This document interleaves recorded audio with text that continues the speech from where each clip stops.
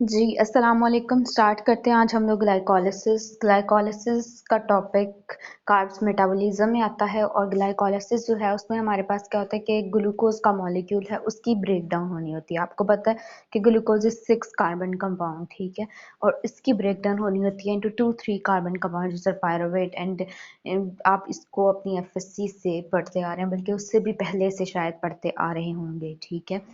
और हमारे पास ग्लाइकोलिसिस दो तरह की है, एक एरोबिक ग्लाइकोलिसिस है, एक एनारोबिक ग्लाइकोलिसिस है। हमें ग्लाइकोलिसिस की ज़रूरत क्यों पड़ती है? हमें ग्लाइकोलिसिस की ज़रूरत इसलिए है एनर्जी के लिए, ठीक है। जो हम आपको पता है अपना जो भी खाना वगैरह खाते हैं, जो भी हम शुगर्स लेते हैं, ठीक है, उन्होंने जाना कि फिर ब्रेक डाउन होना होता है ग्लूकोज में और ब्लड के अंदर एब्जॉर्ब हो जाना होता है। अब वो जो ब्लड के अंदर एब्जॉर्ब हुई हुई ग्लूकोज है, अब उसको जो है हर ऑर्गन ने अपनी नीड के मुताबिक, अपनी रिक्वायरमेंट्स के मुताबिक वहाँ से उठा लेना, ठीक है। तो ये ग्लाइकोलिसिस जो है वो फिर हमारे पास आगे वो ग्लूकोज तो ले लेते हैं ऑर्गन्स, आगे उसको ब्रेक डाउन करके फिर उसको एनर्जी उसमें से कैसे निकालते हैं वो हम देखते हैं ग्लाइकोलिसिस के अंदर, ठीक है। अब ग्लाइकोलिसिस, अगर हम एरोबिक ग्लाइकोलिसिस की बात करें तो एरोबिक ग्लाइकोलिसिस के अंदर हमारे पास हमें टोटल 9 एटीपी मिलते हैं, लेकिन नेट यील्ड 7 एटीपी होती है, ठीक है। हम इसको ईच एंड एवरी जो मैं आपको पॉइंट बता रही हूँ उसको एक्सप्लेन करेंगे, ठीक है। अभी मैं आपको जस्ट जनरलाइज्ड एक व्यू दे रही हूँ, ओवरव्यू दे रही हूँ। और एनारोबिक ग्लाइकोलिसिस के अंदर सिर्फ और सिर्फ नेट मतलब वैसे टोटल एटीपी जो बनते हैं वो तो हमारे पास 4 बनते हैं, लेकिन नेट यील्ड 2 एटीपी की होती है, ठीक है। और इसके अलावा एनारोबिक ग्लाइकोलिसिस के अंदर 2 एनएडीएच भी बनते हैं, लेकिन उनसे हमें एनर्जी नहीं मिलती। क्यों नहीं मिलती, वो कहाँ जाते हैं, उसको भी हम देखेंगे, ठीक है। और एरोबिक ग्लाइकोलिसिस के अंदर जो मैंने आपको 9 एटीपी बताए हैं, उसमें से भी 5 एटीपी जो हैं वो आपके पास कहाँ से आते हैं कि जो एरोबिक ग्लाइकोलिसिस है उसमें भी 2 एनएडीएच बन रहे होते हैं, वहाँ से आते हैं। और बाकी 4 एटीपी जो बनते हैं वो टोटल 9 हो गए, लेकिन नेट यील्ड 2 हमने कहीं पे देने हैं, निकालने हैं। वो कहाँ पे निकालने हैं उसका हम जिक्र करते हैं, ठीक है जी। तो ग्लाइकोलिसिस जो है उसके अंदर टोटल आपके पास 10 स्टेप्स होते हैं, ठीक है। पहले 5 स्टेप्स जो हैं वो प्रिपरेटरी फेज में आते हैं, या फिर आप ये इन्वेस्टमेंट फेज के अंदर आते हैं, ठीक है। और जो जो आपके पास नेक्स्ट 5 स्टेप्स आते हैं, 6 to 10 स्टेप्स हैं, 10th स्टेप है वो किस में आते हैं, वो फेज होती है पे ऑफ फेज, ठीक है। अब हम लोग स्टार्ट करेंगे। इस वीडियो में मैं सिर्फ और सिर्फ एक जनरलाइज्ड ओवरव्यू पूरी की पूरी ग्लाइकोलिसिस का दे रही हूँ। इसके ईच स्टेप को एक्सप्लेन भी किया जाएगा, उनके एंजाइम्स का भी जिक्र किया जाएगा, लेकिन वो हम नेक्स्ट करेंगे। अच्छा जी, स्टार्ट करते हैं यहाँ से। आपको नज़र आ रहा होगा कि हमारे पास ग्लूकोज है। ग्लूकोज पहला पहला स्टेप हमारे पास ग्लाइकोलिसिस का ये है कि ग्लूकोज ने ग्लूकोज 6 फॉस्फेट के अंदर कन्वर्ट होना है। आपको ये पता होना चाहिए कि एनी पाथवे, कोई भी पाथवे जो कि ग्लूकोज से स्टार्ट हो रहा होता है, वो ये स्टेप लाजमी करेगा, बेशक वो ग्लाइकोलिसिस है, बेशक वो कोई भी एनी अदर पाथवे जो कि स्टार्ट हो रहा होगा ग्लूकोज से, ठीक है। और इसके अलावा ये है हमारे पास कि जो ग्लाइकोलिसिस है उसके अंदर हमारे पास 7 स्टेप्स रिवर्सिबल होते हैं और 3 स्टेप्स इरिवर्सिबल होते हैं। जो इरिवर्सिबल होते हैं वो स्टेप नंबर 1 है, वो स्टेप नंबर 3 है, और इसके अलावा स्टेप नंबर 10 जो कि इरिवर्सिबल हैं, ठीक है हमारे पास। और इसके अलावा जो बाकी 7 बचते हैं वो सारे के सारे रिवर्सिबल स्टेप्स होते हैं, ठीक है। अब फर्स्ट वाला रिवर्सिबल स्टेप हमने पढ़ लिया कि इसके अंदर ग्लूकोज ग्लूकोज 6 फॉस्फेट के अंदर कन्वर्ट होगा। और इसके अलावा इस रिएक्शन के अंदर क्या होगा कि इसके अंदर एक जो एटीपी है, अब देखें ग्लूकोज आपको पता है 6 फॉस्फेट में कन्वर्ट हुआ, यानी इसकी फॉस्फोराइलेशन हो रही है। पहला स्टेप किस चीज़ का है, फॉस्फोराइलेशन का है। और फॉस्फोराइलेशन के लिए कौन सी चीज़ आ रही है, एटीपी, हाई एनर्जी फॉस्फेट आके इसको एक फॉस्फेट दे के इसको ग्लूकोज 6 फॉस्फेट के अंदर कन्वर्ट करवा रहा है, ठीक है। जिसके बाद हमारे पास क्या आएगा, फ्रक्टोज 6 फॉस्फेट ग्लूकोज 6 फॉस्फेट बन गया, पहला स्टेप। दूसरे स्टेप के अंदर अच्छा, और पूरी ग्लाइकोलिसिस के अंदर ये होगा कि जो प्रोडक्ट होगा पिछले पाथवे का वो अगले पाथवे का या अगले रिएक्शन का सबस्ट्रेट होगा। जैसे फर्स्ट जो हमारे पास रिएक्शन था उसका प्रोडक्ट ये है, तो ये दूसरा जो स्टेप होगा उसका सबस्ट्रेट होगा, ठीक है जी। अब हमारे पास जो ग्लूकोज 6 फॉस्फेट है, दूसरे स्टेप में वो कन्वर्ट होगा फ्रक्टोज 6 फॉस्फेट में। इट मीन्स आइसोमेराइजेशन हो रही है यहाँ पे। तीसरा स्टेप फिर ये रिवर्सिबल स्टेप है, उसके अंदर fructose 6 phosphate fructose 1,6 bis phosphate के अंदर कन्वर्ट होगा। ठीक है जी। और यहाँ पे हमारे पास क्या हो रहा है कि यहाँ पे भी एक एटीपी आके फॉस्फेट दे रहा है, फॉस्फोराइलेशन हो रही है इस फ्रक्टोज 6 फॉस्फेट की, जिससे फ्रक्टोज 1,6 बिस फॉस्फेट हमारे पास बन रहा है। उसके अलावा जो फ्रक्टोज अब नेक्स्ट जो फोर्थ स्टेप है, इट इज़ लाइसिस स्टेप। और इस स्टेप के अंदर क्या हुआ है कि फ्रक्टोज 1,6 बिसफॉस्फेट जो है वो 2,3 कार्बन जो कंपाउंड्स हैं उसके अंदर टूट रहा है। लेकिन this is not the end, क्योंकि हमने अपने डेफिनेशन में भी कहा है कि ग्लूकोज 6 कार्बन है और 3 कार्बन में इसने टूटना है, लेकिन ये वो 3 कार्बन है, ये 3 कार्बन है ज़रूर। ये भी लाइसिस स्टेप के अंदर हो रही है और यही वाला स्टेप इस पाथवे को इसका नाम देता है। This is the lysis step and it gives the pathway it's name. और इसके अंदर फ्रक्टोज 1,6 बिसफॉस्फेट कन्वर्ट हो रहा होता है ग्लिसरॉल्डिहाइड 3 फॉस्फेट और डाइहाइड्रोक्सी एसीटोन फॉस्फेट के अंदर। It is an aldose and this is a ketose. और ये साथ ही जो है वो हमारे पास इंजाइम्स के नेम आपको यहाँ पे नजर आ रहे होंगे, सबके लिखे हुए हैं।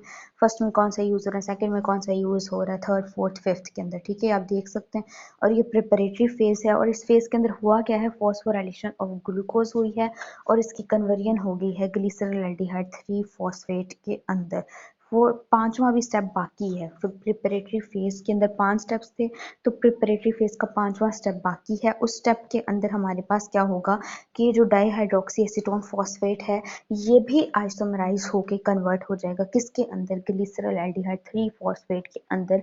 इस तरह से हमारे पास टोटल 2 ग्लिसरॉल्डिहाइड 3 फॉस्फेट बन जाएंगे और ये लाइन भी पूरी हो जाएगी कि प्रिपरेटरी फेज के अंदर फॉस्फोराइलेशन होती है ग्लूकोज की और इसकी कन्वर्जन हो जाती है 2 ग्लिसरॉल्डिहाइड 3 फॉस्फेट्स। ठीक है, अब हम लोग नेक्स्ट चलते हैं, अपनी पे ऑफ फेज की तरफ आते हैं। ठीक है, जो प्रिपरेटरी फेज थी उसको हमने इन्वेस्टमेंट फेज का नाम क्यों दिया, वो इसलिए दिया क्योंकि हम लोग इसमें एटीपी डाल रहे थे, इन्वेस्ट कर रहे थे इस फेज को चलाने के लिए। स्टेप नंबर 1 पे हमने एक एटीपी दिया, स्टेप नंबर 3 पे हमने एक एटीपी दिया।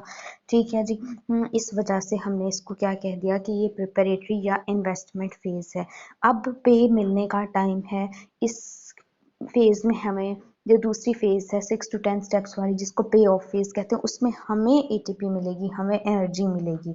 ठीक है, हमने पहले इन्वेस्ट किया लेकिन वो बहुत कम था, अब इस इन्वेस्टमेंट के बदले में हमें एक गुड रिटर्न मिलने वाला है। ठीक है, वो क्या होता है, फॉर एग्जाम्पल हमारे पास क्या है, ग्लिसरॉल्डिहाइड 3 फॉस्फेट 2 बन गए थे, मैंने आपको 5 स्टेप तक बता दिया था। अब 6 स्टेप में ये होगा कि ग्लिसरॉल्डिहाइड 3 फॉस्फेट जो है वो हमारे पास 1,3 बीपीजी के अंदर कन्वर्ट होता है और ये वो पहला स्टेप है ग्लाइकोलिसिस का, जो जिसके अंदर ऑक्सीडेशन रिडक्शन हो रही होती है, यानी कि हमारे पास इसके अंदर NAD जो है वो NADH के अंदर कन्वर्ट हो रहा है। ठीक है, और इसके अलावा नेक्स्ट स्टेप 7 पे आए तो 1,3 बीपीजी जो है वो किस में कन्वर्ट होगा, इनटू 3 बीपीजी। ठीक है, सॉरी 3 फॉस्फोग्लिसरेट के अंदर कन्वर्ट होगा। और 7 स्टेप के अंदर हमारे पास आप देख सकते हैं, आपको नज़र आ रहा है कि हमें 2 एटीपी मिल रहे हैं, 2 एटीपी फॉस्फोराइलेट हो रहे हैं। ठीक है, और उसके बाद अगर आप देखें यहाँ पे उन्होंने हर जगह पे 2 लिखा हुआ है। Why have they written this 2 word here, क्योंकि यहाँ पे हमारे पास 2 ग्लिसरॉल्डिहाइड 3 फॉस्फेट बन गए थे। अब जो एक ग्लिसरॉल्डिहाइड 3 फॉस्फेट के साथ हो रहा है वही काम दूसरे ग्लिसरॉल्डिहाइड 3 फॉस्फेट के साथ भी हो रहा है, इसलिए उन्होंने 2 साथ मल्टीप्लाई करके आपको दिखा दिया है। अब आपने यहाँ पे एक चीज के अंदर तो एक ही एटीपी बन रही है, लेकिन वैसा ही काम दूसरे वाले 1,3 बीपीजी ने 3 फॉस्फोग्लिसरेट में कन्वर्ट करते हुए करवाया, तो वो भी एक एटीपी बना रहे, इसलिए यहाँ पे 2 एटीपी मेंशन किया हुआ है। ठीक है, उसके बाद हमारे पास आता है 3 फॉस्फोग्लिसरेट 2 फॉस्फोग्लिसरेट में कन्वर्ट हुआ। ठीक है, और फिर डिहाइड्रेशन स्टेप आया जिसमें फॉस्फोइनोल पायरुवेट या पेप मिला, फिर 10th स्टेप में पायरुवेट बना और उसमें भी हमें 2 एटीपी मिले। ठीक है, अब हम अगर पे ऑफ फेज को देखें तो पे ऑफ फेज के अंदर हमें स्टेप नंबर 7 पे 2 एटीपी मिले, स्टेप नंबर 10 पे हमें 2 एटीपी मिले, स्टेप नंबर 6 पे हमें 2 NADH मिले। ठीक है, आप एंजाइम्स के नेम यहाँ से देख सकते हैं। अब हम इसको टोटल काउंट करना चाहें कि कितने एटीपी बने हैं। आपको पता है कि एक NADH 2.5 ATP देता है, तो दो NADH कितने ATP देंगे? 5 ATP। दो ये वाले स्टेप 7 वाले, दो स्टेप 10 वाले, टोटल कितने हो गए हमारे पास? ये 9 ATP। ठीक है, टोटल हमारे पास 9 ATP हो गए। लेकिन दो हमने इन्वेस्ट भी तो किए हैं प्रिपरेटरी फेज या इन्वेस्टमेंट फेज के अंदर, वो दो हम इसमें से निकाल देंगे, जहां से हमने उठाए थे वहीं पे वापस रख देंगे, उसको वापस कर देंगे, और हमारे पास net yield of aerobic glycolysis कितनी हो जाएगी? 7 ATP बन जाएगी। ठीक है जी। अब ये जो आपके पास NADH है, इसका वापस हमारे सेल्स के अंदर NADH की या NAD की सॉरी अमाउंट बहुत ज़्यादा लिमिटेड है सेल्स में, इसलिए जो NADH को जो ये स्टेप नंबर 6 रिड्यूस करके भेज रहा है, कहाँ पे भेजता है? ये माइटोकॉन्ड्रिया के अंदर भेजता है, और माइटोकॉन्ड्रिया के अंदर ये ETC में जाके, इलेक्ट्रॉन ट्रांसपोर्ट चेन में जाके, रेस्पिरेटरी चेन में जाके ऑक्सीडेटिव फॉस्फोराइलेशन करवा के हमें इलेक्ट्रॉन्स वगैरह की मूवमेंट करवा के क्या दे रहे होते हैं? एनर्जी दे रहे होते हैं। ठीक है, तो ये उसके अंदर चला जाता है, और इसी NADH ने वापस आकर रिएक्शन को कैरी आउट करवाना है फर्दर, क्योंकि बहुत कम NAD होते हैं सेल में। अगर ये NADH जो रिड्यूस होके गया था वापस ऑक्सीडाइज होकर नहीं आता, तो हमारे पास ये पाथवे इवन के इनहिबिट भी हो सकता है। ठीक है जी, ये आपके पास एक जनरलाइज्ड व्यू था। नेक्स्ट हम लोग एक एक स्टेप को जो है वो डिटेल से पढ़ेंगे। ठीक है, एक एक एंजाइम को देखेंगे कौन सा एंजाइम था नेक्स्ट वीडियो में, लेकिन ये ओवरऑल आपको एक नटशेल में बता दिया गया है कि ग्लाइकोलाइसिस के अंदर होता क्या है। ठीक है जी। मेन हमारे पास step number 1, step number 2, step number 3, और इसके अलावा हमारे पास इसके अंदर मतलब कोई टोटल 4 5 या 6 स्टेप्स हैं जिनकी थोड़ी ज़्यादा डिटेल है, उसको हम नेक्स्ट डिस्कस करते हैं।